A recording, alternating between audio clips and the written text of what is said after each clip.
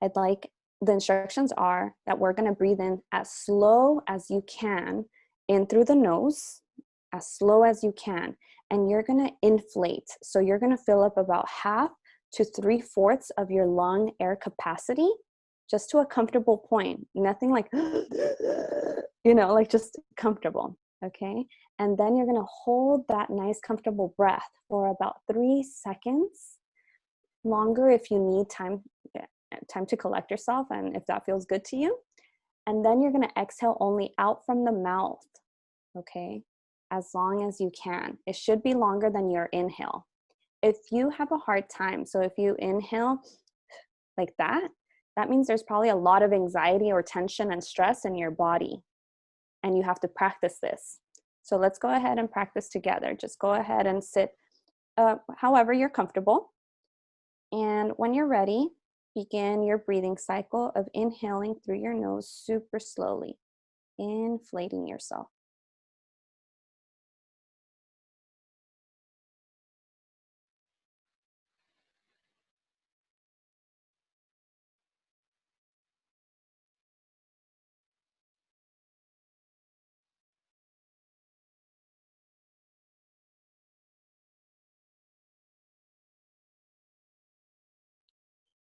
Okay, so that was one cycle.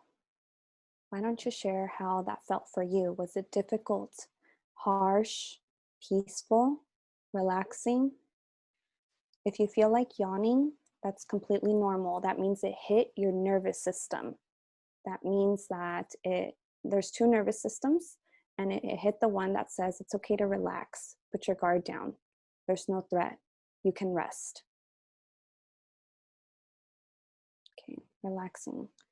So the homework for you all, if you had a hard time with this or if you enjoyed this, is to, in one sitting, do 3 cycles. Inhale, exhale is 1 cycle. Inhale, exhale, 2 cycles. Okay, so you're going to do 3 cycles in 1 sitting. Okay, and you can do this once a week if this is very foreign to you, and then go ahead and start adding it throughout the week. For my clients, and I see individuals that experience anxiety and trauma, PTSD,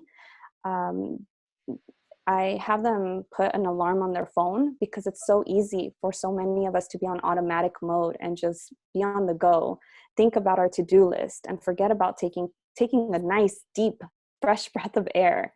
So if you need a reminder on your phone, just put it for right before bedtime, right before 8 p.m., 7 p.m., nighttime. And then once it goes off, oh, take my deep breath.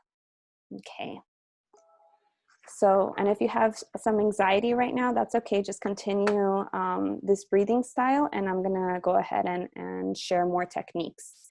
So, anxiety. What exactly is it? Go ahead, raise your hand only if you know what anxiety means. If you have like an idea, a word that can replace it. Okay. Okay. All right. Anxiety is worry and fear that impacts your mind, body, and feelings, and it manifests in various ways. And it definitely is stress. I'm going to go ahead and share my screen for you all. This is the guide, and Amber and facilitators, I'll go ahead and share this to you so you can share with anybody from any healing circle that you think would benefit. So this is the guide that I made for you all. And there's, like I mentioned, going to be a ton of information in here. So, edit. Okay. Anxiety is the degree to which you feel overwhelmed or unable to cope as a result of pressures that are unmanageable. And anxiety can come from anything and everything, left, right, up, down, like we just don't even know it sometimes. If we are not able to take care of our basic needs, such as drinking water, resting, eating, then we're more likely to experience an unhealthy version of anxiety. All right. So I'm going to stop share right now. I'm going to do a lot of that. So if it bothers your eyes, just let me know. Raise your hand if you knew that there was a healthy version of anxiety and an unhealthy version of anxiety. Cool. Okay, so I'm going to go over it super briefly. The healthy anxiety is more so when you get excited, you get motivated, like what we're feeling right now about the protest. That's healthy anxiety. That's normal given the circumstances and the aggravation. When you have an exam, a report that you have to study for, or that you have to finish for the next day, but there you are, after school, you go home and you're just chilling, watching Netflix, eating, hanging out, even though on the back of your mind you have like, I gotta do this report. I gotta do this. It's due tomorrow. I just gotta do it. But you can't move. Like, you're just there. That's still healthy anxiety.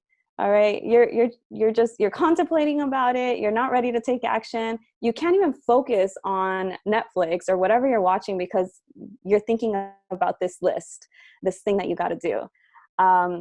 So you getting up and doing it because of all this anxiety, it's like I just can't focus because of anything. Even if you have that level of frustration, that's still normal and healthy anxiety. It gets unhealthy when, let's take that student, for example, when that student starts breaking pencils, throwing things out of frustration, yelling at people that just say like, hey, how are you? Oh, fine, leave me alone, or just like, what do you want? Just giving unnecessary sass or remarks, offending them. And during another version of unhealthy anxiety during this example could be also freezing, completely not doing the report at all the whole night, going to sleep like that. And it's called self-sabotaging. So getting a bad grade unintentionally, but kind of like because the anxiety just took over. You want to always be in control of your anxiety. So that's a little bit of the difference between healthy anxiety and unhealthy. It could be different with depending on the person that's causing this anxiety or the situation that's causing this anxiety. So it's always going to change. Just because you froze during this report last week that was due the next day doesn't mean that the next time you're going to still freeze. It just, that's the thing about anxiety and depression, is that they behave so differently and it's unpredictable. So, all right.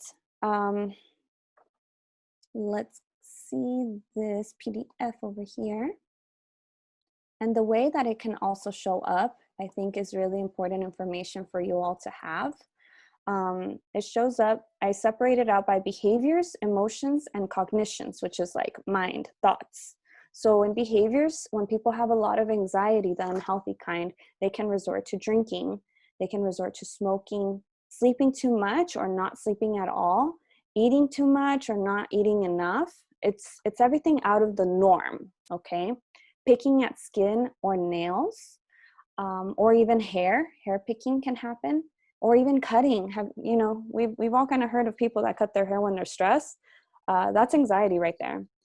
Low patience for yourself or others, finding yourself addicted to screens, so being too much on your devices, or being, outside of the pandemic, finding yourself addicted to certain people, foods, substances, and codependency.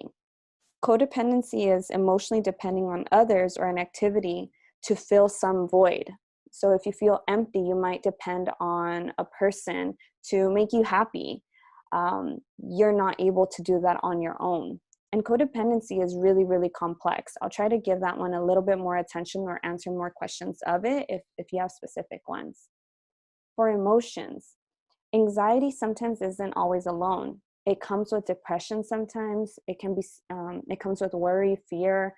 Psychosis typically happens around the early 20s for men, and then for people that identify as women, it's later on, like it could be mid-20s, it's a little bit later. Irritation, anger, obsessive compulsive disorders, and that could be seen as excessively cleaning, organizing, beyond the point of you being able to function and be there for others, be there for your basic needs. Finding yourself crying for no reason or because of the stress, trauma symptoms coming out more.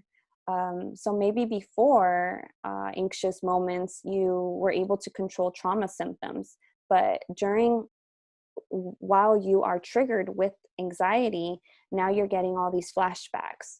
Now you're thinking of things from the past that had bothered you that you don't normally think about on a day-to-day.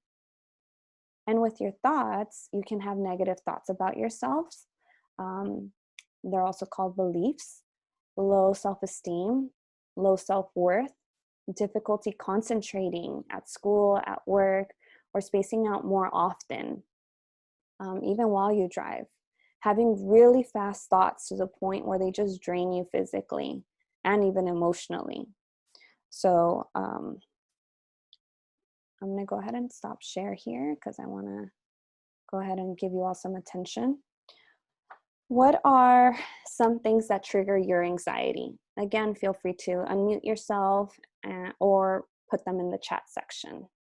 What are some things that you know that trigger your anxiety, whether it's healthy or unhealthy?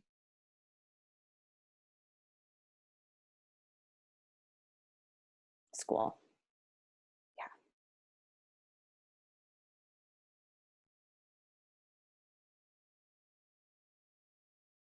When people ask me what I'm going to do with my life next year, 5 years, etc., oh my gosh, yes. Schoolwork more than anything else, especially writing papers. Some healthy anxiety is good with that, but it very quickly spirals past that. Yes, that can happen. Relationship troubles, deadlines, overthinking the future, making a list in my head of the things I have to do, talking to new people, yeah, migraines, presentations, all of these things. It's like hashtag story of our lives, unfortunately, and the anxiety follows us because these things are inevitable. We have to finish our education, so presentations are part of it. Giselle mentioned applying to colleges.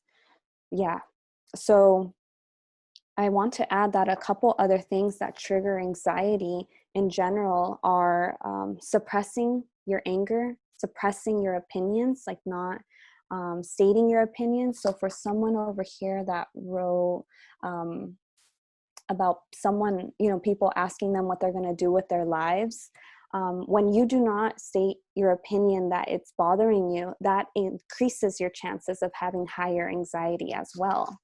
So in your guide that you're going to get, I also put boundary violations, and we'll practice some communication skills so that you can learn how to set boundaries, how to respond to these things.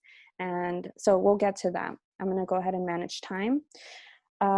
So other things that can trigger anxiety is denying your feelings instead of embracing them. If you tell yourself like, no, this is normal, just move past it. You shouldn't be hurt. You shouldn't be anxious. No, you have to allow yourself, feel the anxiety, the full breadth of it, because the more that we try to cut it, the less we actually know ourselves with anxiety, the less we're able to actually help ourselves. You have to know and not be afraid of how anxiety is going to present for you, for that situation, so that you can know how to tackle it. Okay. Forcing yourself to do work when your body and mind need rest. So for you, individuals that are doing presentations, that are applying to colleges, have deadlines, or even have to have talks about relationships with partners or friends, if you are forcing yourself to do that work when you know, I did not sleep well last night, I have not eaten well today. When you're missing an element, a crucial element of yourself, you cannot engage in these things. It is not healthy for you. No one's looking out for you. And most of the time, because these things are very internal, they're very silent and no one can see them unless you're hangry and people know that. But most of the time, people don't, or they choose to ignore it because they want to get defensive. So you have to look out for yourself. Forcing yourself to, consuming triggering content on social media, that also ups your anxiety for any of these things that you listed and other things that are living on a subconscious level that we're not aware of. and pretending to be okay when you're actually not okay. Again, that's embracing yourself. And if you pretend to be okay when you're not okay, your anxiety is just going to live in the high range, and you're not going to be able to bring yourself, regulate yourself is the term we use, which is balance yourself. So if there's any questions about this topic on anxiety, please drop them in the chat. I'm going to give one technique for combating anxiety. It's a thought-stopping technique. And then I'm going to move into different communication styles. Okay. So the technique has a little bit of meditation, mindfulness elements of it. It is not for everyone. It does engage in your with your imagination. So if you have a hard time with your imagination, you don't feel forced to practice this. There are other techniques in that guide as well that are very easy. You can be able to read them and practice them as you go. But this one specifically is called a thought stopping technique. And so for those of you that want to try it, what I want you to do is imagine that up here in your mind, it's like a computer room, right? No one's there. I don't want you to imagine anyone there, but it's like its own little room. But instead of imagining it like a computer room, I just want you to put a white room in there, a blank canvas, okay? Just empty it out. Just put white walls, white floor, white ceilings, just a white room, okay? It doesn't even have to have a ceiling. You can leave it wide open, but just white walls. And I'd like you to bring up in the form of either words, images, symbols, sentences, whatever, all of a pile of all of your worries. You're not there, you're just imagining them being dumped into one pile, and they're going to go and form as a little mountain. And this is the imagination. So anything can happen. So you have control. I want you to put like all the stress, presentations, applying to colleges, the pandemic, family drama, all of it. Pile it up.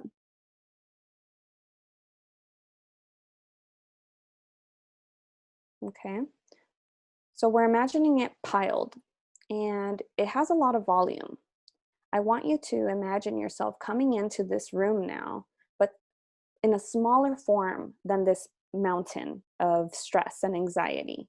So you're much smaller, because oftentimes that's how we feel with our anxiety, with our stressors, like they're looming over us. So that's how it is. You're a lot smaller. You're looking at this pile in your mind, and I want you to create or think about one color that represents stop for you. One color that symbolizes or represents stop. Okay. Whatever color that is, it's okay. There are no right or wrong answers here. Most of the people that I talk to about this technique choose red. So I'm just going to use red as an example. So red. I'd like you to now imagine yourself holding a red blanket or a blanket of the color that you chose, and you are going to put it over this pile because you're so strong in your imagination. You're going to put it all over this pile, and it's going to wrap so nicely underneath the pile of stressors and anxiety stuff. And you're going to tie this blanket with all of the stuff inside. You're going to tie it.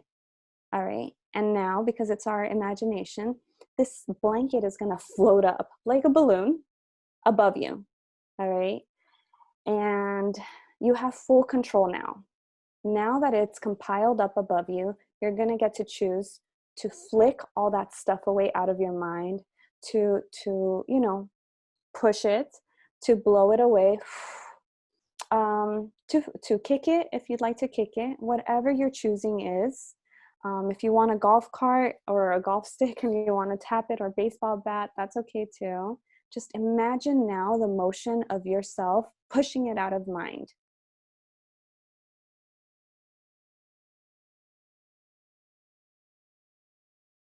When you do that, take a breath.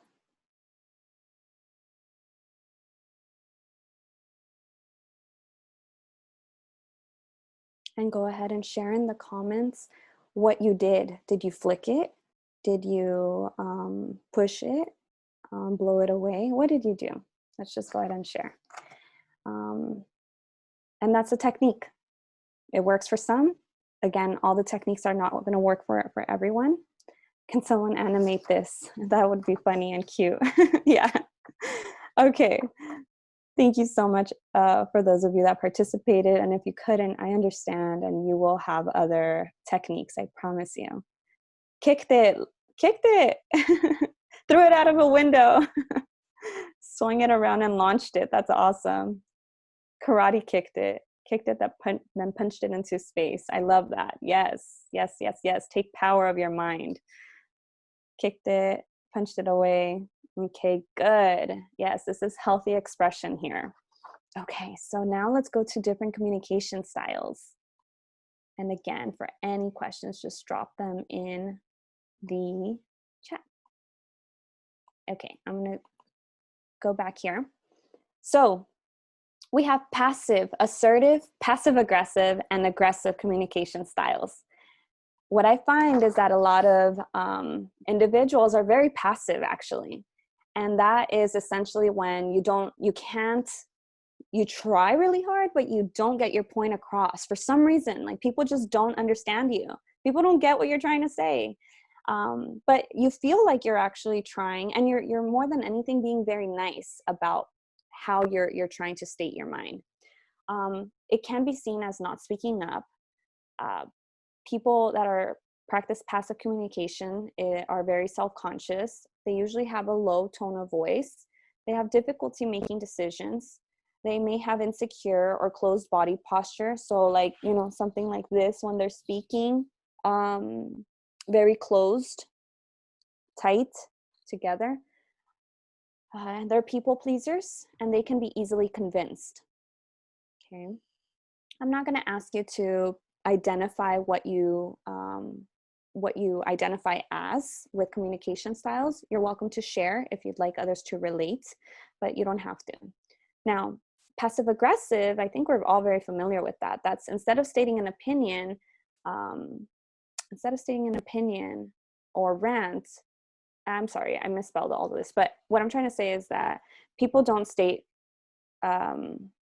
necessarily their own opinions about what they feel. They're trying to attack the other person by stating a controversial opinion or a contrary opinion. They may end up ranting or make a jab at the other person.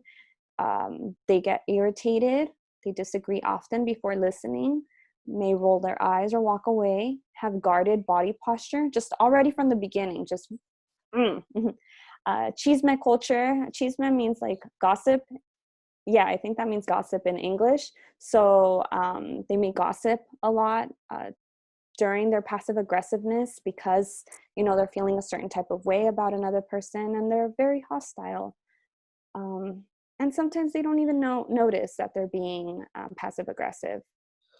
Now, I'll go to assertive afterwards. Aggressive is when people are loud.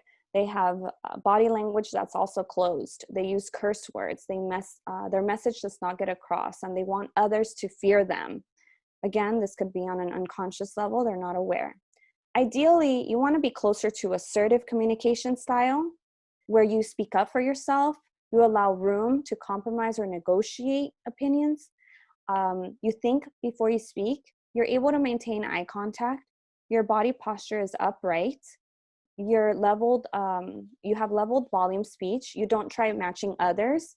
If you're matching, then you go to aggressive or you go to passive. You maintain your speech tone. There's respect, and you don't let others sway your decision out of fear.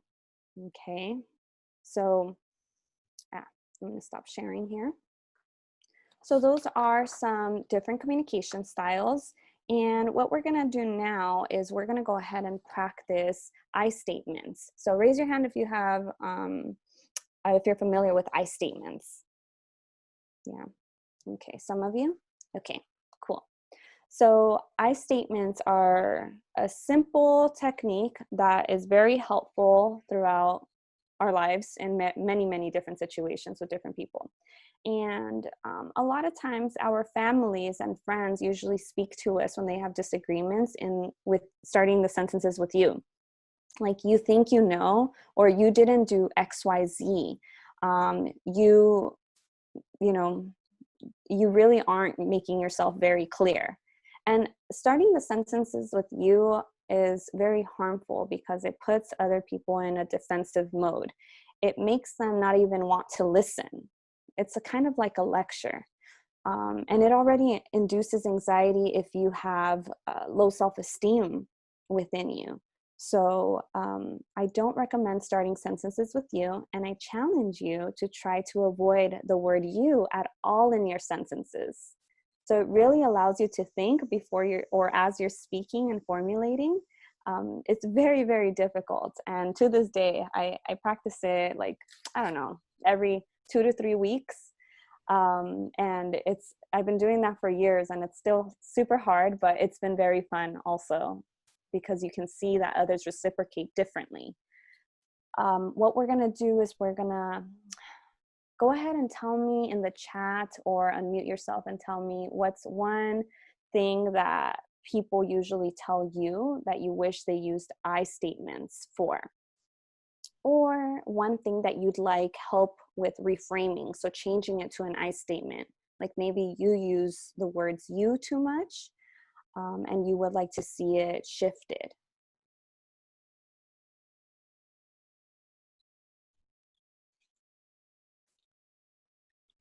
I can share. Okay, Karina. So I think about like whenever like with my boyfriend or something, like a partner, and like you're having an argument, it's like you said this, you said that, but like it's always kind of like taken out of context, and it's always kind of like blaming the person already without really like telling them how you're feeling. So you're Yeah, already kind of like putting them in that defense position without really hearing them out. exactly. Yes, yes. So the full technique is to change it to I feel, and then state your feeling word, right? I feel disappointed that these words were used, and you repeat the words that you disagree with, or that were mentioned verbatim. You don't change them. Also, one thing that we see a lot in couples therapy is that one person says one thing, and then the other person, the other partner, completely changes it to something else. You want to repeat their exact words that were said, and that would be a better way, for you not to blame or take things out of context either. So you stay on the same page. So I'll share with you all as well. My example, I'm married now, and my husband, let's see, what does he not do? He leaves his socks everywhere. So I don't know why, but he still does. And it's like a minimal thing, right? It's not something that we argue intensely about. So I do tell him, like, and his name is Matthew. So what I phrase it as, why do you always leave your socks around? And that's already a prejudgment, right? Like that's already like fighting words already, because it's like, why do you?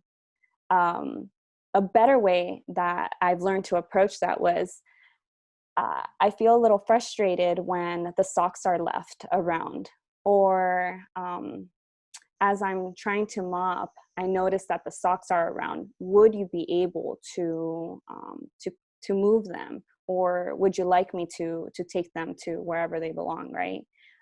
So instead of just like trying to attack, it's saying the request.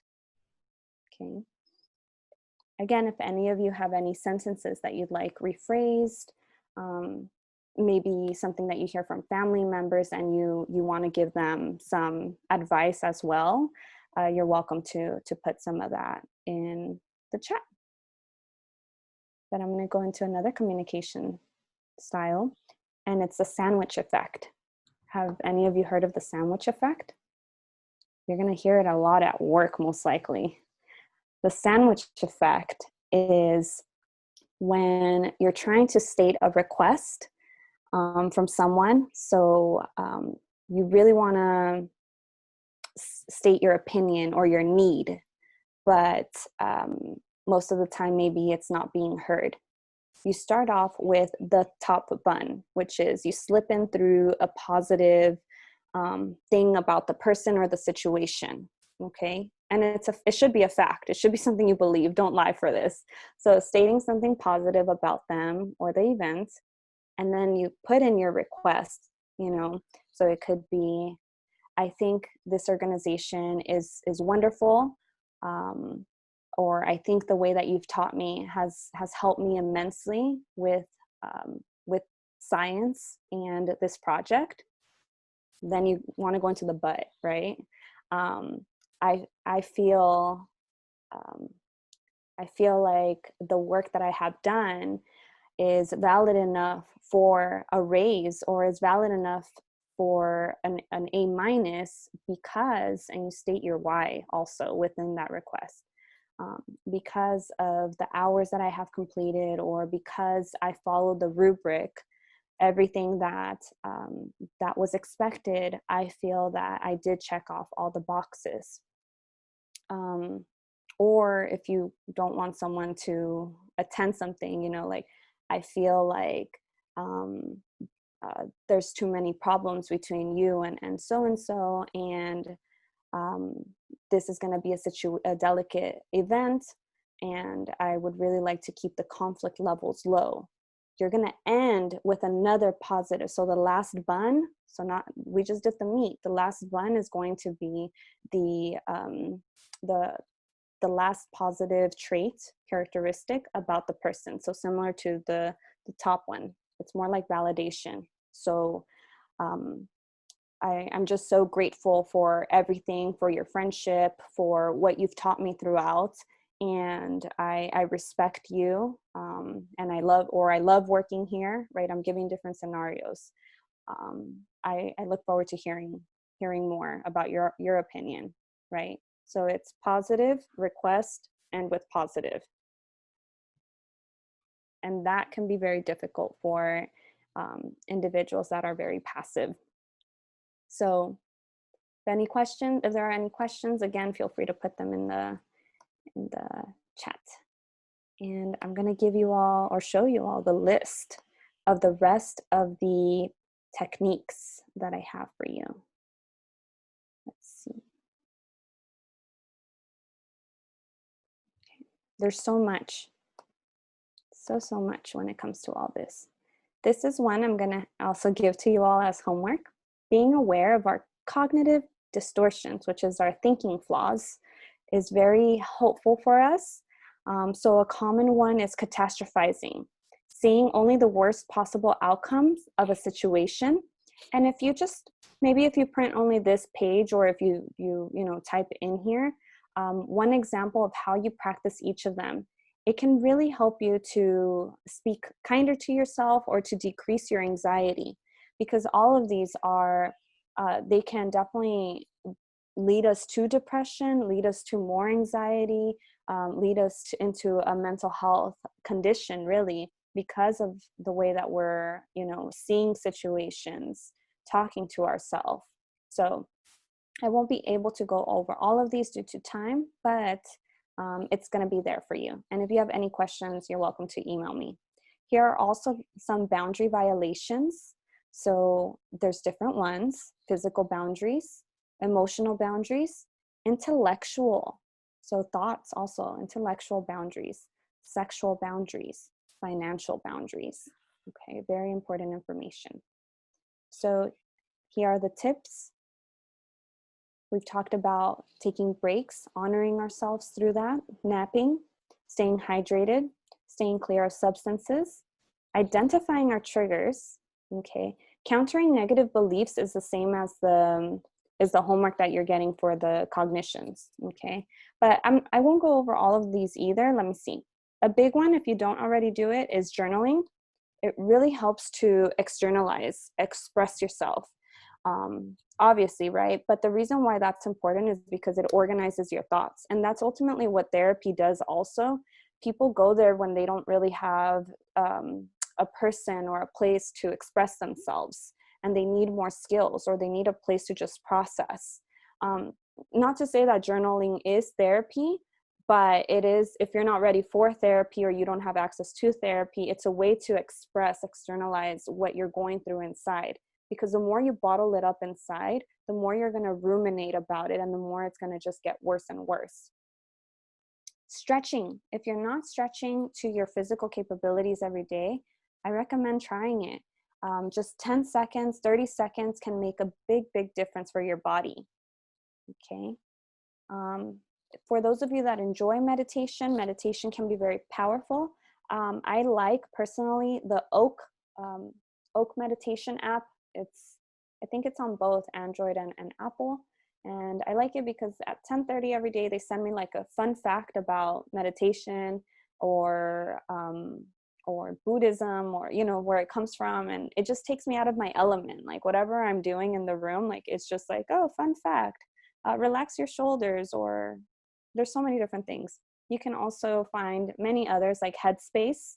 I believe they have like pandemic free access right now. They could be very helpful.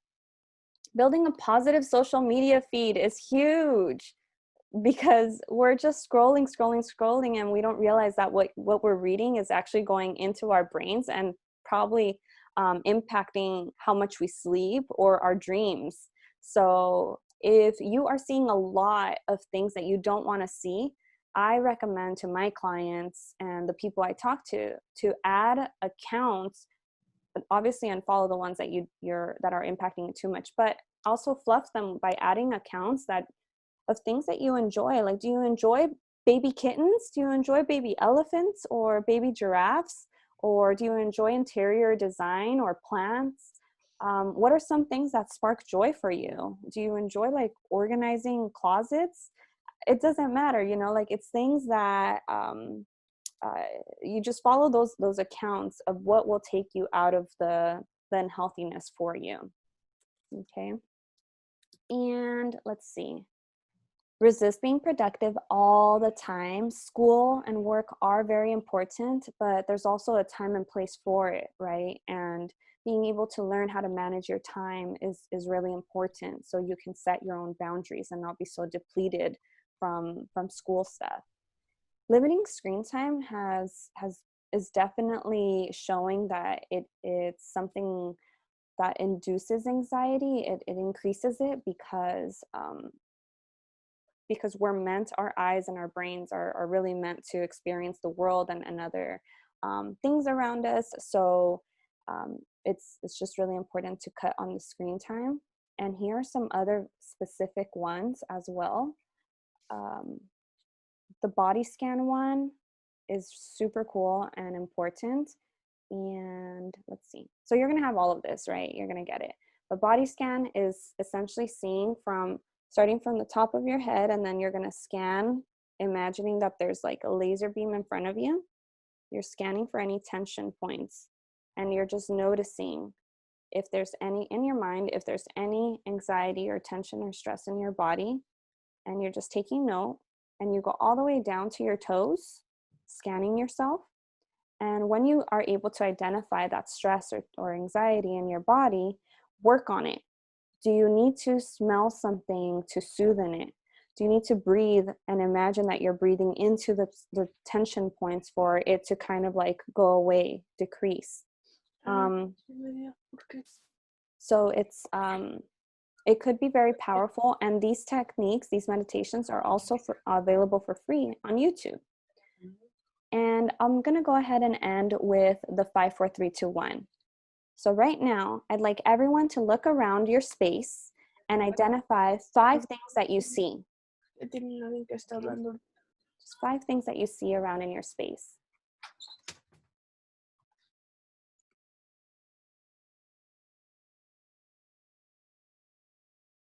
Okay, now just from where you're sitting, but if you'd like to stand, that's okay. I'd like you to touch 4 things with different textures.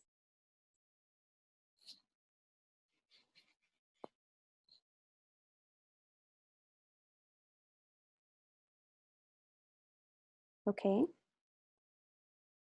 Yes, and make sure you're feeling them. Now, right here where we're at, I'd like you to tell me or just notice 3 things that you can hear.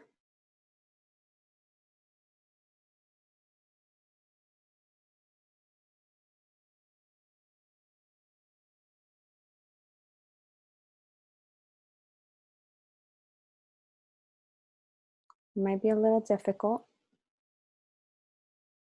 but as you practice this one on another day, I want you to try to focus also what you hear inside you. Now, 2 things that you can smell.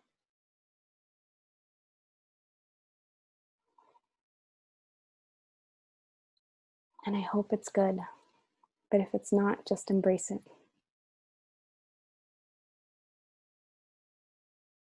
Okay, and 1 lingering taste in your mouth.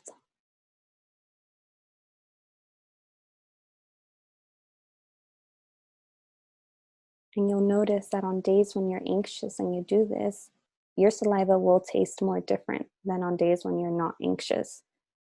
So being able to tune into your senses are also really, really powerful because you can help yourself a little bit more.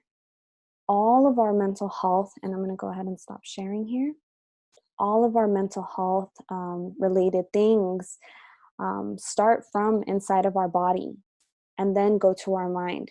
Sometimes a lot of times we think that it starts in our mind, but it's actually in the body. And when you begin to start noticing that, you're going to feel like, oh, like I'm so tight. Loosen up. Okay. Loosen that belly, loosen your toes, loosen your hands. We sometimes don't even realize that we're like this, but we are. So conversations when we're practicing setting boundaries, these are things that happen to us within our body. We tense up, we react first internally. Trauma lives in our body. The anxiety can come and go, but you're going to notice that if you have any trauma, if you don't work on your trauma, it is going to live inside of your body and your system. And you're going to be able to live with it. You're going to learn how to ignore it. But when it gets triggered or when you get triggered, you're going to feel it intensely. So it's really important as of now to just begin noticing like what your body needs are, what is it telling you? Just give that some attention and don't be afraid of it or of reaching out. So I'll pause right here for any questions. And I'm going to read some of your comments here. Marie says, if you're in need of great pet accounts, I got y'all. Vianney, me having a bunch of babies and puppies on my feed. Gabby, there's hot guys with puppies and hot guy with kittens on Instagram, just saying. Felicia, all the satisfying ASMR stuff and baby animals. Okay, the guide is fantastic. Felicia shares that their therapist taught the 4 elements: earth, wind, water, fire. Earth is similar to the 5, 4, 3, 2, 1. Noticing your body's position, naming the things that you touch. And wind is focusing on your breathing. Just notice it. You can try to make it deeper, but don't judge it. Water is notice if your mouth is dry. When you are anxious, your digestive system slows, and keeping your mouth moist can help. Think of something that makes your mouth water. Drink water if you need. And fire, basically the imagination exercise we did last weekend. Fire up your imagination. Think of a place where you feel safe. What do you see, hear, smell? Who is it with? Yes, Felicia, there's so many beautiful ways to use our senses, and you can just get creative from what was shared here and in other healing circles, and with what Felicia's sharing, and dissect it. Don't be afraid to recreate what you've been given. Everybody needs to adjust their breathing, times or what they need from each intervention to their own needs. I also recommend looking up the safe place meditation, which is similar to the fire one, thinking of a place where you feel safe. Thank you so much, everybody. I hope I this have was a helpful. quick question. Yeah, let's go, Karina. What is it? Yeah. So I was wondering, how do you approach talking with family members about your mental health issues? Especially, I know my family doesn't really understand what anxiety is or how to really approach it. I'm actually the first one in my family to even have a therapist. So how do you navigate traditional ideas about what mental health is, and how do we talk to them about this? Okay, that's a great question, something I get all the time. And one is to be able to be strong enough, be able to feel confident enough to share without expecting to receive anything back. So be able to plant a seed without expecting it to grow immediately. That's so important because it leaves you in a less vulnerable position. When we go in wanting to talk to our family who has a stigma around therapy or mental health, and we're thinking in our minds like, okay, I'm going to talk to them. This is great, because everybody in my class is doing it, and on Instagram, and there's huge support out there. And I think they're going to get it. I'll show them. But no, a lot of times, like, that's setting yourself up for disappointment and a lot of pain. Obviously, every family is different. Some are more open and receptive than others. But I can tell you that if they're not receptive, then for you just to talk about it, like as if you're not scared to talk about it. Your tone of voice with this topic matters and makes a difference because your family also knows your weak spots. They know that when you are feeling insecure about a topic, that they may be able to, shift your perspective about it or attack it, unfortunately. So just, if let's, because we're on the topic of anxiety, if you want to bring up that you've been learning about anxiety techniques, you should mention that, like, hey, would you be able to practice this cool technique that I tried? I just want to see, like, if it helps you in some ways, or if you have your own style of doing it, and just show them first and then begin to share little by little. Like, yeah, like in therapy, we talked a lot about how people's energy or communication styles impacts me and the way that I think, and leave it, like, just give snippets. They're going to obviously have their own opinions, but just give snippets that you're comfortable with sharing. And little by little, you can add, more to that or share different things. Okay. I hope that that's helpful. Yeah, thank you so much for the tips. Yeah, good luck. Any other questions?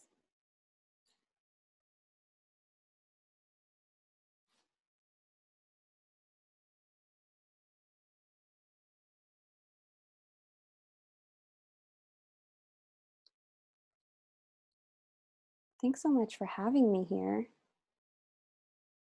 If you're all sleepy, it's a good thing. It's probably the techniques. But, oh, you can wiggle. Moving your body is super important. So after this, before you go to your next one, just stand up, jump around, move around, and then, yeah, sit back down. Thanks, everyone. I really appreciate you. And I'm so excited for your journey and for what you're doing here with Impactathon.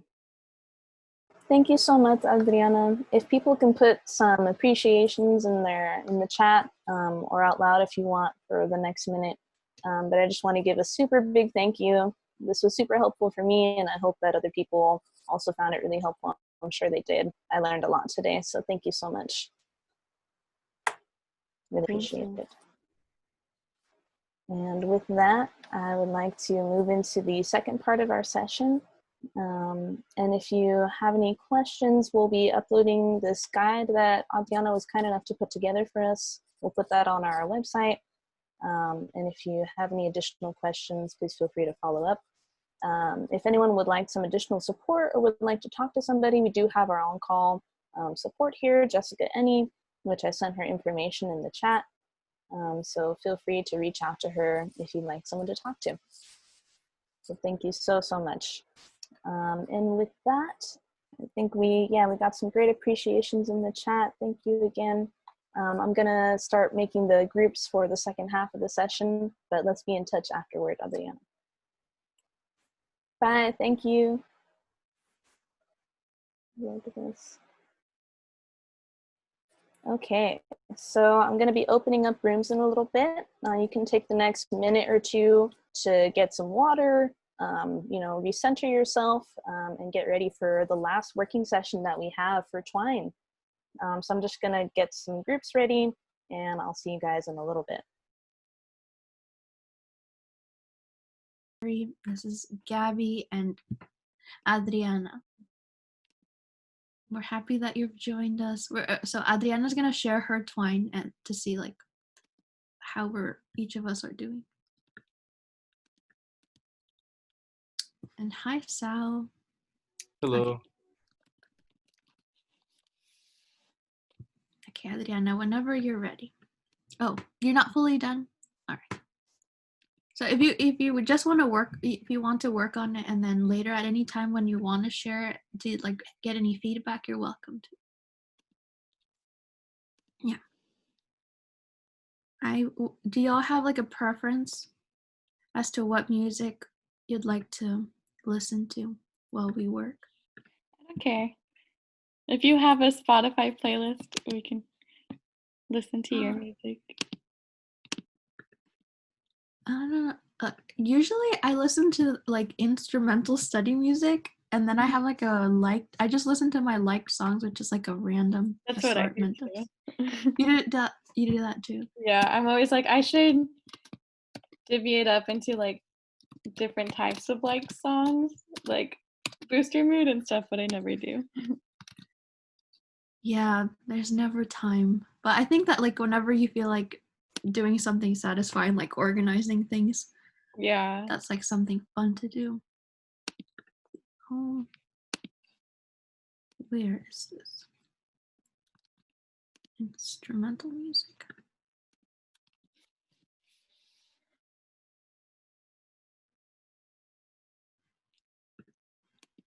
Okay, sorry. Before I share, Guillermo, how are you doing with your Twine?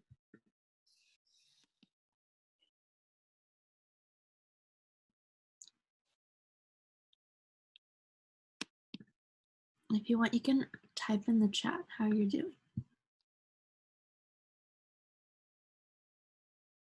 And if you ever want any feedback, you can. Okay, you could also like share a screen. And Adriana, you have a question.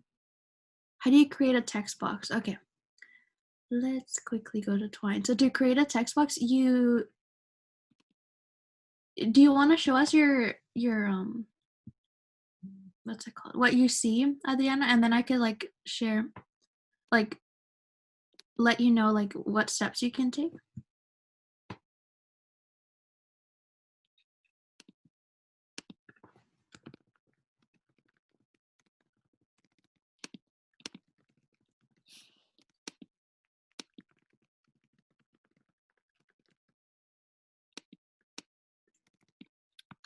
Nice.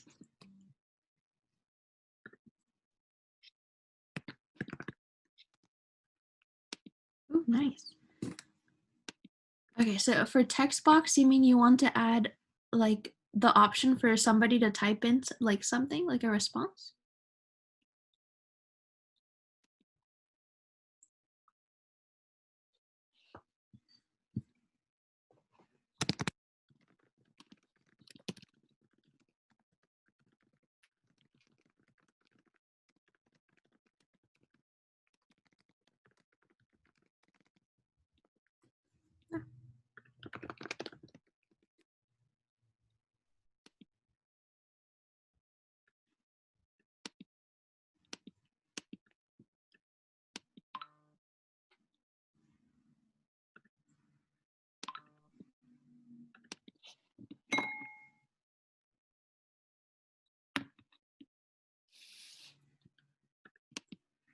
I'm gonna find my Twine to see if like by text box if you mean what I'm thinking.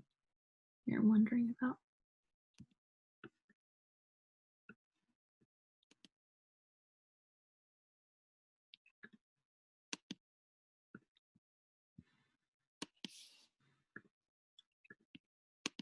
Oh, wait, hold on. You said something. You would like to have the dialogue on the bottom. Okay. I'm not sure I understand. So, wait, the right, what you have written, you want it to be like at the bottom?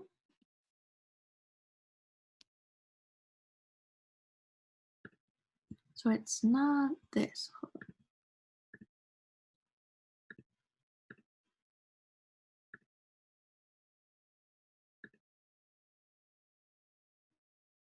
Oh, this looks interesting.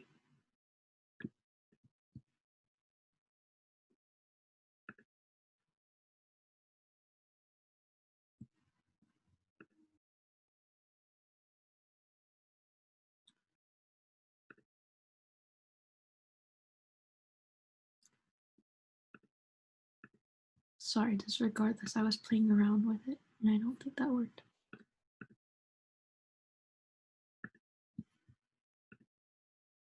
Okay, that's more like it.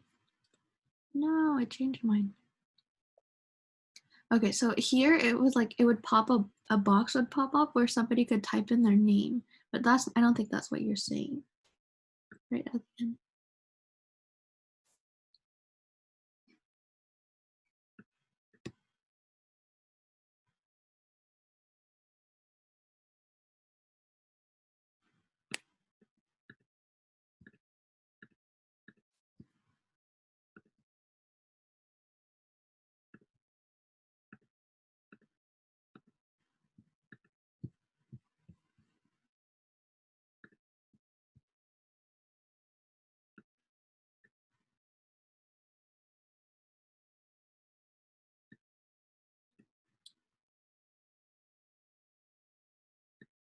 Like in a visual novel. Okay, let me.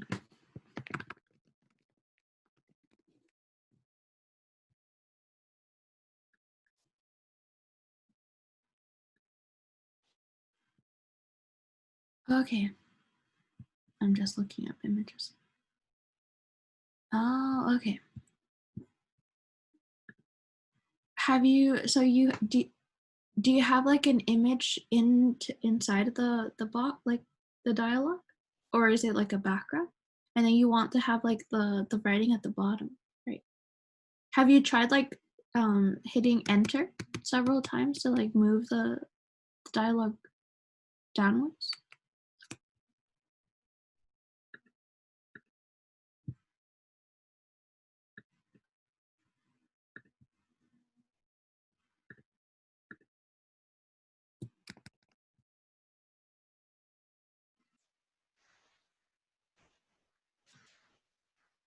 Okay. How are y'all doing? That was about 10 minutes. Were you able to troubleshoot through what y'all were like trying to resolve? I've been trying different things, but it's still purple. No. Okay. One thing that you can do, Gabby, I'm sorry I wasn't able to find a response to that, but that link that I sent, there's like, is this it? Yeah, you I'm trying to also, look through that and like text or try different things, but so far it's not working. something that you could do is also like ask a question. I don't know how I don't know how many people visit this site and respond to questions, but that's one way. Okay. I will also continue to look.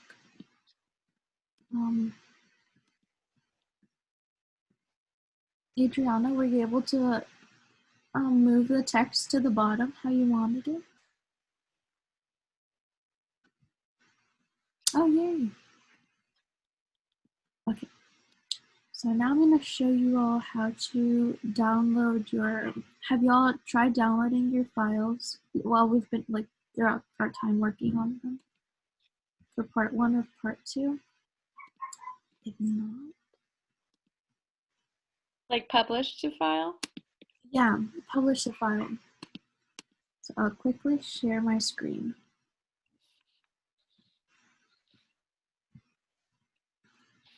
So while y'all were working, I was trying to figure out, so I was using Safari to create my other twine, but when I would, I'll show you all that. I'll stop sharing this and show you how, so when I was pressing publish to file, a bunch of code appeared. So hopefully your twines you were creating your twines on Google Chrome, because that's a lot easier to save. Okay, couldn't find my twine, but I'll share it. So this is Google Chrome, or Google. Yeah, so as Gabby said, so you go here where the title at the bottom left where the title of your twine is, you click on that arrow, and then you go to publish file, and then it will appear down below. So once it downloads, or if it asks you to like where to download, select desktop, so that then you can just drag it to your desktop and you can upload it to the Google site. I'm gonna insert the Google site link.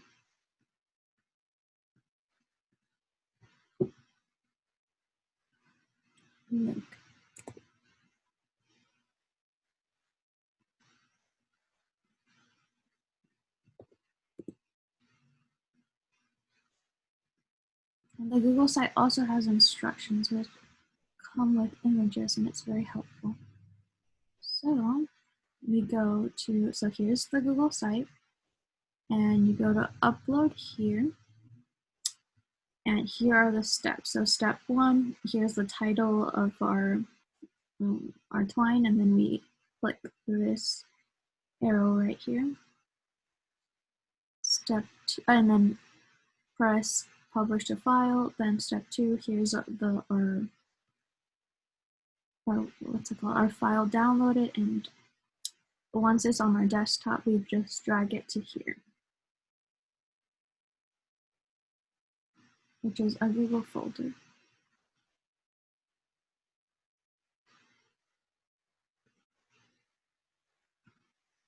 How are you doing? Oh, yes, Guillermo. Okay, yeah, that's on the next tab. How are you doing, Guillermo? Were you able to make some progress on your twine?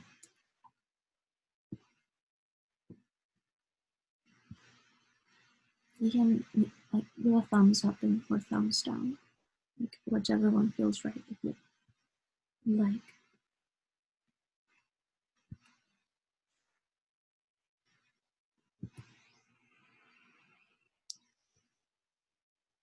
Okay, nice. And if you'll end up working on your twines later today, and you're welcome to submit, like go through the process of downloading and uploading your twines again to the Google Drive. So when we do the showcase, y'all can just let us know which one you'd like to showcase. That's good to know that you can like upload it more than once. Yeah. Yes. Let's see what comes next. Were y'all able to download and upload, or are y'all in the midst of that? I'll probably do it a little bit later. I'll try to figure out the font and then do it. Okay, sounds good. Yeah.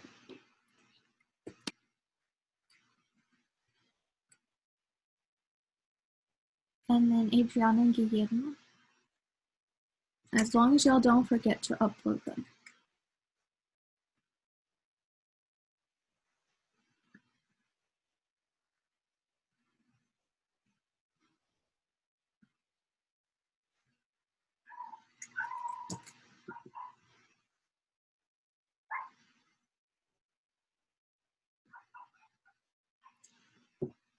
Oh, you said okay, Adriana. Sorry, I forgot what I just said last.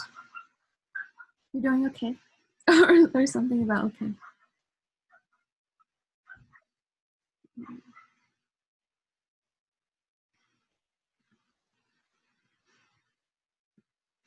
Okay. And now, one of our teammates, or a few of our teammates, found this website called, I'm gonna send the link, called itch.io.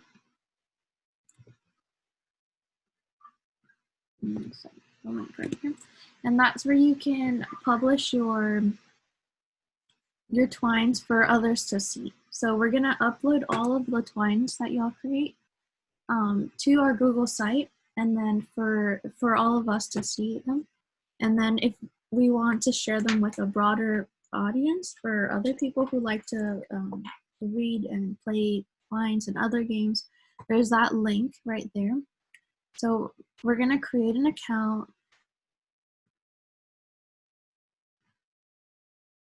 Let's see. I haven't. Oh, I don't have the picture open.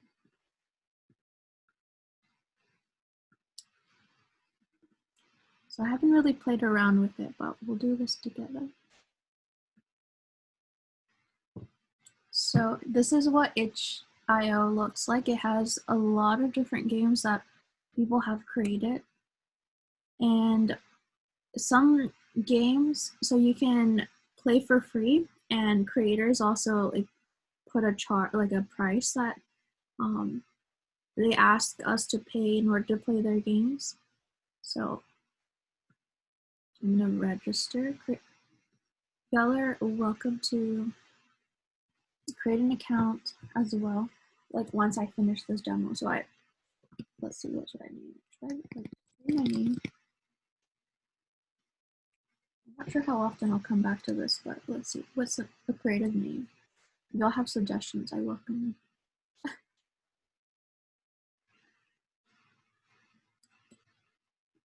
Well, I'll just go with like my usual.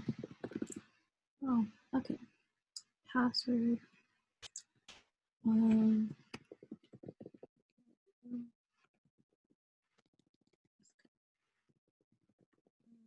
Password that I know I'll remember. Then my email address. So if y'all have a Gmail address, that's all you need. Okay, so hold on. I'm gonna stop sharing first, just a second.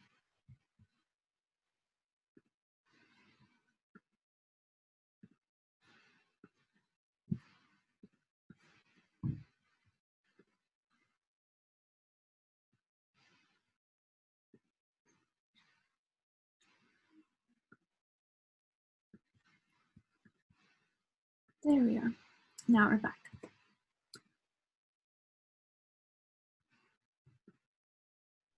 Let's see.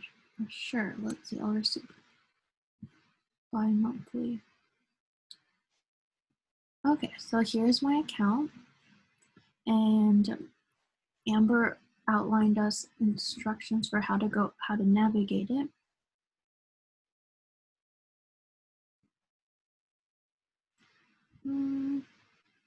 Okay, so to upload our game, we'll go to dashboard.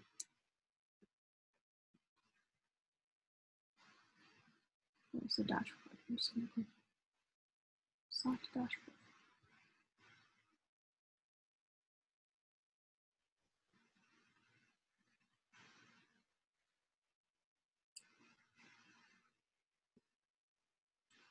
I welcome any suggestions that you'll have. Sal, are you familiar with itch.io? No, I'm very unfamiliar with it actually.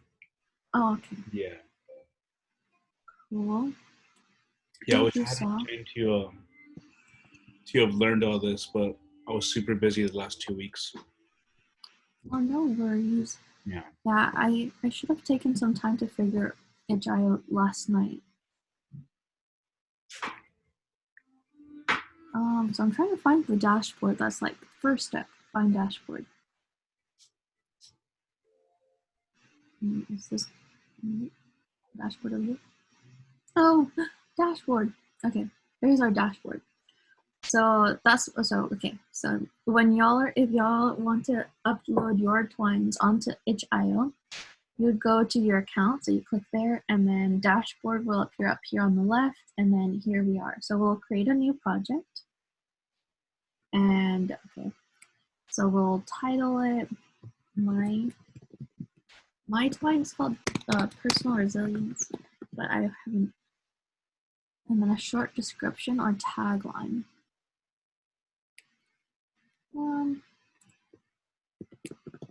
twine story game on personal users. So for classification, what you're uploading, you're going to select games. And then for kind of project, you're going to select HTML. And then for pricing, we're going to go with the first one, 0 or donate. Let's see what else. I'm looking at the side of like instructions. So, HTML. And then here's where we'll upload our file. So we'll just click here and drag and drop our HTML file. Once we do that, embedded in page. And then this we don't really have to worry too much about. Let's see.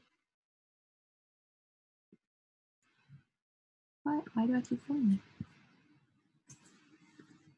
Yeah, that's that. For frame options, we're gonna select full screen button. And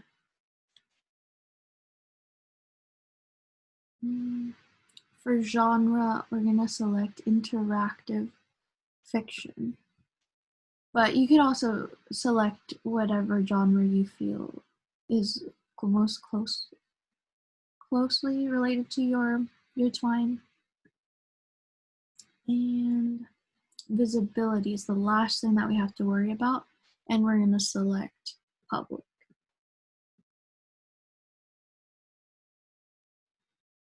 I guess since I haven't added mine, it doesn't allow me to. But you'll select public. So those are like several things to keep in mind. So I'm just gonna copy and paste the instructions that I have been reading that Amber made available to us.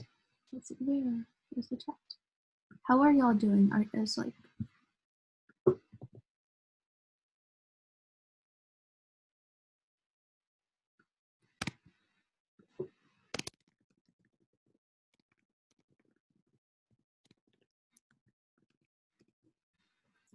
there's a long message that I've added. And so afterwards, we'll just like click save and then view page and then press edit theme. Okay, I'll just add this one that I had to see how it works. Blood files.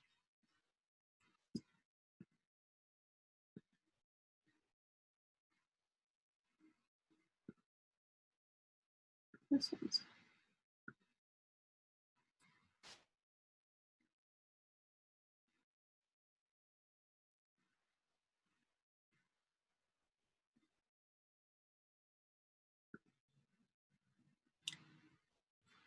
Okay. Oh yeah, I don't have any. Okay.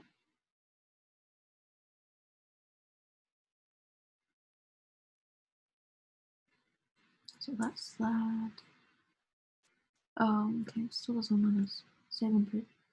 What's wrong with mine? Okay, hold on. I'm gonna stop sharing for a second.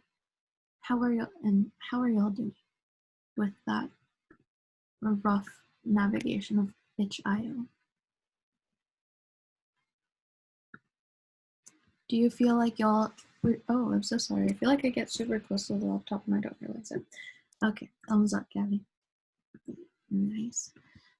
So that's like an option for y'all to share your twines with a broader audience.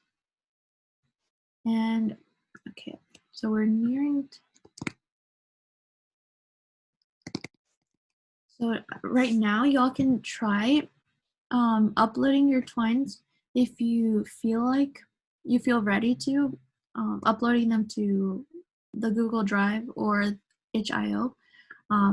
Y'all can take a look. There's other twines on itch.io for inspiration or just like to see what's there. Well, we have 10 minutes to try uploading or taking a look at that website.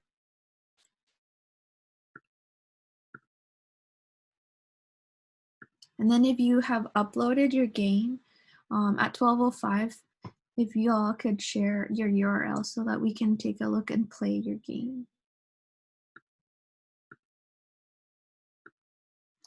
Leslie, then later, Leslie's gonna upload them to our Google site so that others can see it.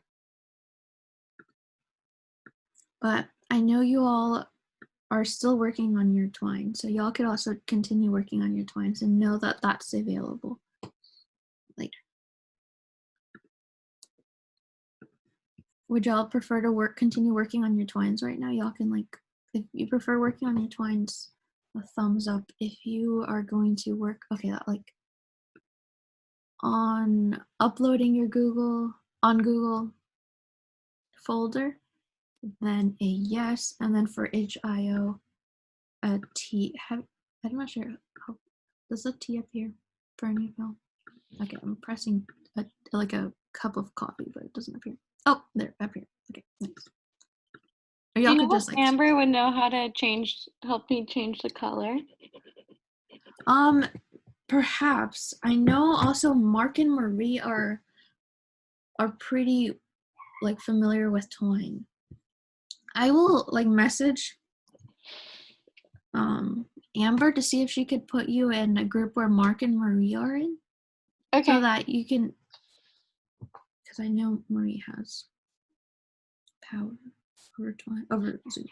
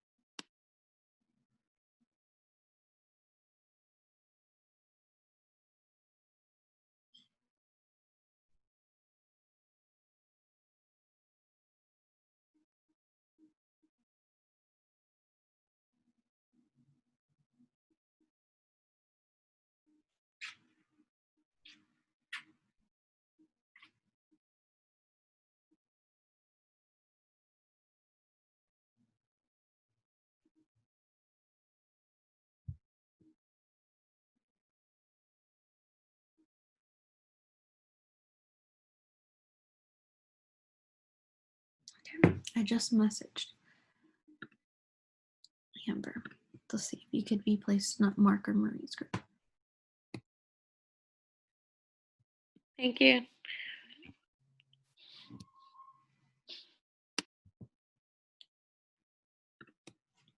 So right now, Gabby, you don't feel ready to upload to the Google Drive, right? Yeah, I think I'll wait and see if this can be fixed and then I'll upload it. Okay. And then Guillermo and Adriana. Y'all can upload like in the, you're not done yet. Okay. Thank you, Guillermo. Just make sure to not forget to upload it for tomorrow. You're still working on it. Okay.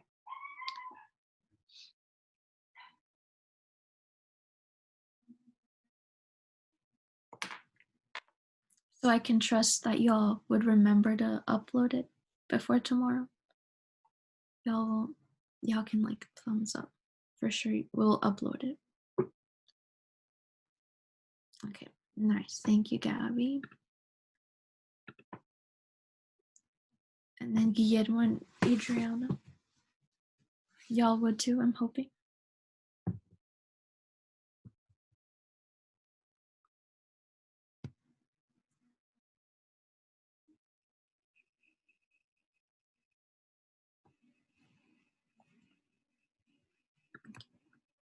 Okay, nice. Thank you, Adriana.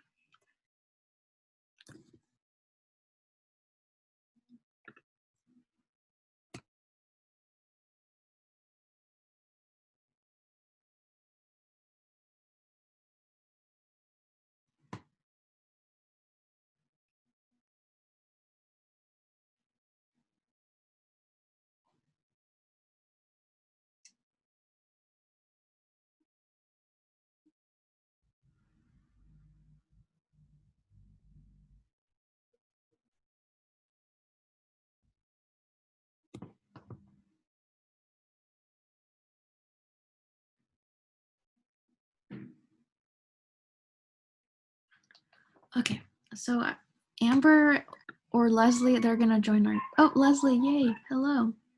Hi. They're joining your group. What's up? Okay, I'll share my screen. Okay.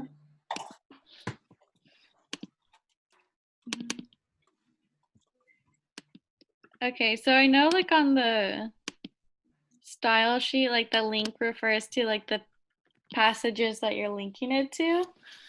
But I'm not sure how to get these purple, like I want these purple ones that open to a new window to be So white also. that's A. So what you have there isn't so go to your the map. No, go to the yes I am, the HTML part. So yeah, so you see that that tag is A. That's a reference for a link on a website. And so when you go to style sheet, go to style sheet now. You would put instead A, so you would put a new row and put A and then put the squiggly. Oh, and then color white. Uh-huh. And then semicolon, don't forget that. And then close it. And then check it out now if it works. Okay, cool. Thank you. Mm-hmm. Awesome. Thanks, Leslie. Any other support needed here? No, for me, it was just that. Cool. Let us know if you have any other questions. See you in a bit, y'all. Yeah, and if you guys don't feel ready to, I'm sorry, I'm just eating sushi, but if you don't feel ready to upload your thing yet, that's why I put the directions on the Google site. Just have it ready for tomorrow because we're going to showcase it. Okay. And Thank you so much, Leslie. And Amber. No problem. Yeah. And for Hillary, if you want to direct them to that Google form for people that aren't able to get their URLs live today, make sure that they try and fill that out to put their URLs in there. That's for itch.io. Yeah. Okay, so we should all have a itch.io account and upload it there. Okay. Yes. Thank you so much. Awesome. Thanks, Hillary. Yes. Bye, y'all. Bye. Oh, Alrighty. how do I leave? Oh. Wait, did Leslie leave? Oh, okay. So as your twine is, we have, let's see, how much time do we have? We have 10 minutes before we transition over to the post survey. So Amber and Leslie say that we have to upload our twine onto itch.io. So in whatever condition your twines are in, we're gonna try uploading them to that platform.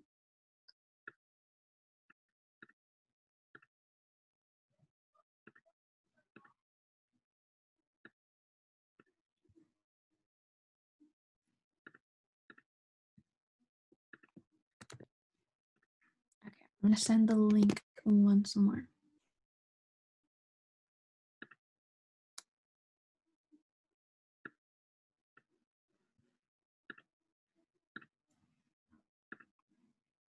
And if you run into troubles, feel free to screen share, and then we will all help each other like solve it, because this is something that's unfamiliar to all of us. But if we like put our heads together, we can work through it.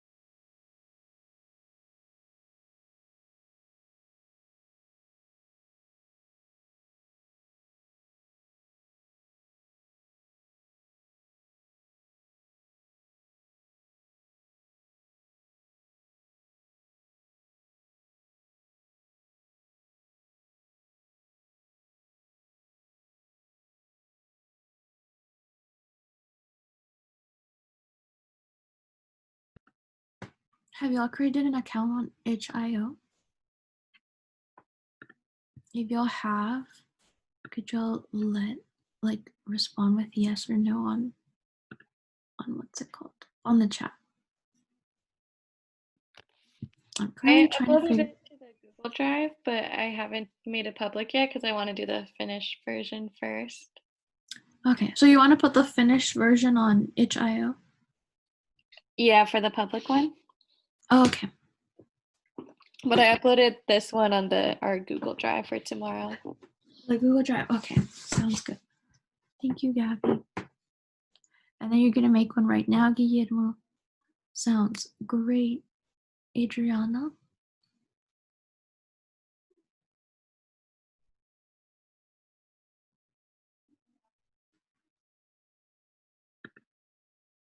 Yes. Okay, so you've created one.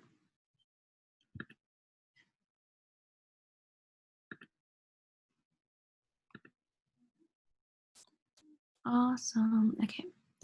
Once y'all create your account and upload your game, which is something that I'm currently trying to figure out. So if y'all figure out how to do this, I'd love for y'all to screen share and show the process.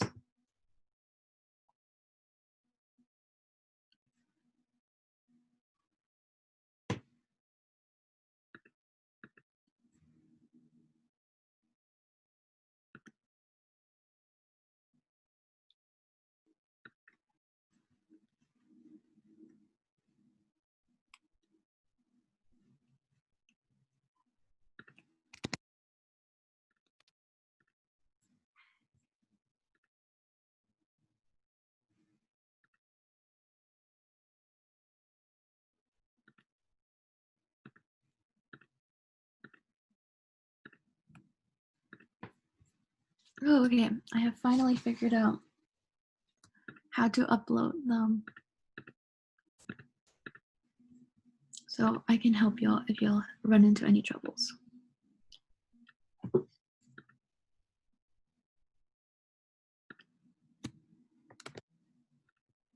And this is an incomplete game. This is something that I was able to download, that I was able to successfully download through Google Chrome. So it has like two options, and then one leads to something, the other one leads to nothing. But I will try working on uploading something that's more complete. How's uploading yours going?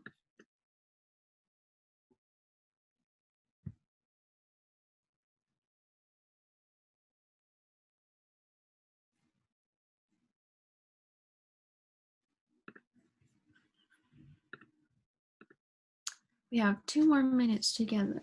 Oh, actually, I think we might have a little bit more. What with the post survey?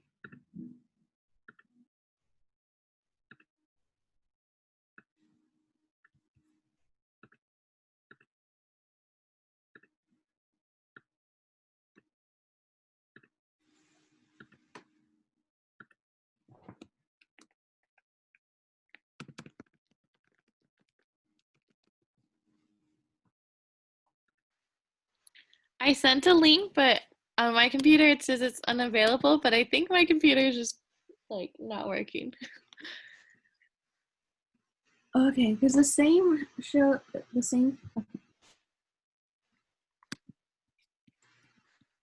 Let me show you how it looks like. Yeah, it has like, does it have a frog and it says 404 not found?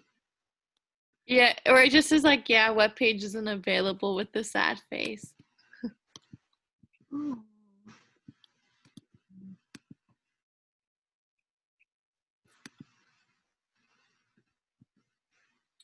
That is interesting. Is that just the way that I like uploaded it? Did you upload it using the content that I put above? I think so. So, okay, I don't think that's okay. I'm gonna screen share the information that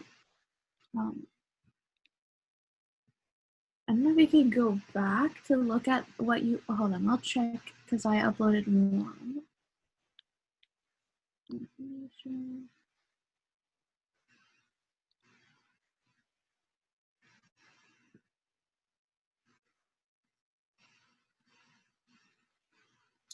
This is so different from like anything I have. There's just so many options. The weird Cheeto game that I uploaded a twine using the instructions, and I'm not. Let's see if y'all can see that. It's a very brief game.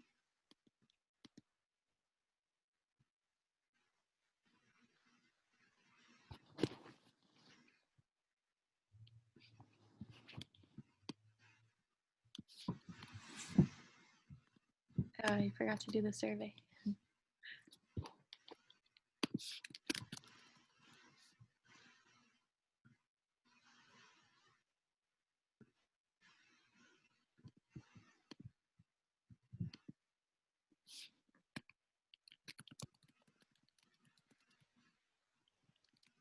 Okay. Have you all started the post survey? Sorry, y'all. I forgot to. I'm about to start. You're about to start. Okay. Okay. Nice.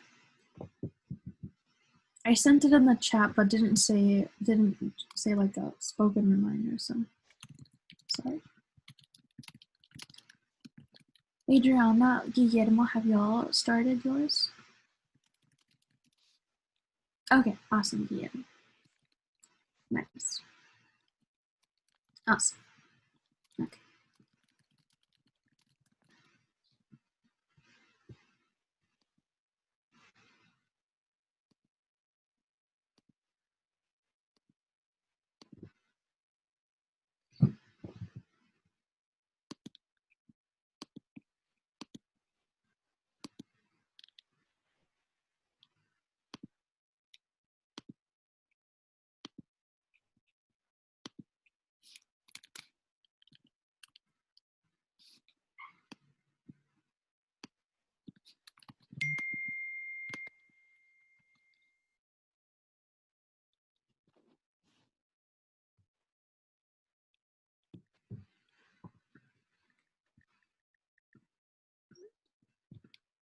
Okay, so when everyone in all the groups is done with the post survey, we're going to be brought back to the main group for a raffle and a closing.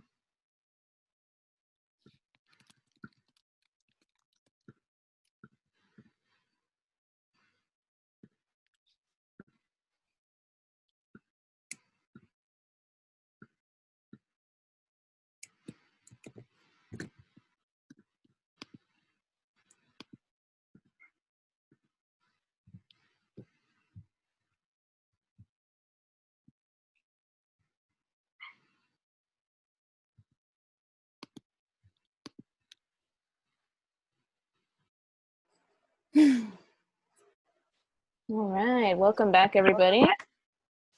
Sorry, we might go a few minutes over time, but just making sure that we were able to get all the important things done. Thank you for joining us back.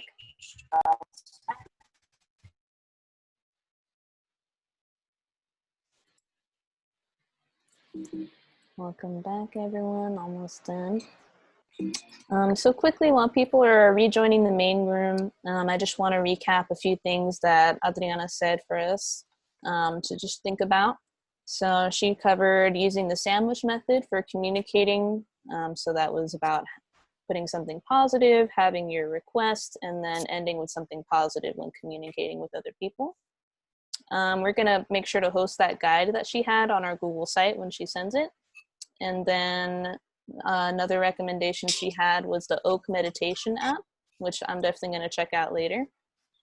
And then that one of those last exercises with the 5, 4, 3, 2, 1, identifying things that you see around you, that you feel, that you hear, and that you taste in order to ground and center yourself.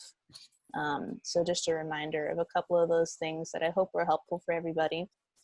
So with that recap, if we could all maybe share one tool that you might use in the future from earlier today, or share one idea that helped you today, a helpful thought. If you want to share that in the chat, we would love to have those responses. And I encourage you yeah, to look into that further. So quickly, I just want to talk on our final session tomorrow. So for tomorrow, we're going to be celebrating each other's work and showcasing our twines via itch. It's okay if you haven't finished your twine fully. We would love to see anything that you would like to present, your favorite parts, etc. And you can always continue to work on this after the Impactathon if you'd like to. So we're excited to see what y'all come up with in the future. And with that, again, please send those responses in the chat. I'll put the instructions there. But I'm gonna go ahead and turn it over to Leslie for our raffle so that we can stay close to time. Cool. All right. So I have the wheel here. I'm gonna screen share. Oh God, that's not screen share. Cool. Cool. Now you see it. You'll see Frank's thing. Okay. Cool beans. So I bet everyone's names who's completed their survey and who came throughout the day today. And so this is for a $10 gift card. So can I get a drum roll, please? Oh, cool. All right, let's spin it.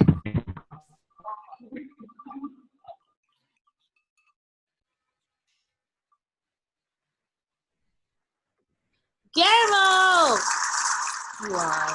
All right, so I'm gonna email you the Amazon claim code, and you're gonna receive that in your email. It's for $10, and for tomorrow, it's gonna be $10 if you join us tomorrow. $25 if you went to Friday, Saturday, and tomorrow's event.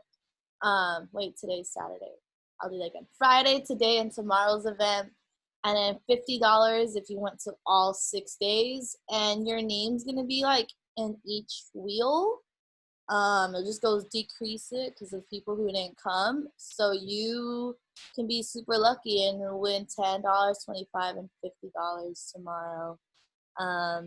So I just wanted to put that out there. And yeah. Awesome, thank you, Leslie. We look forward to celebrating y'all's work tomorrow and closing for our last session of the Impactathons, our last Impactathon of the year. Thank you so much for joining us on this journey and looking forward to seeing everybody again tomorrow. And thank you for your responses. I'm so glad y'all took something away from that. Have a great rest of your Saturday, everybody. Bye. Bye. Take care.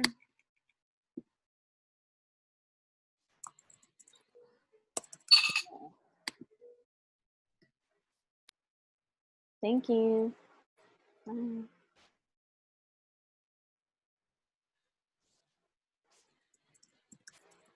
Yeah.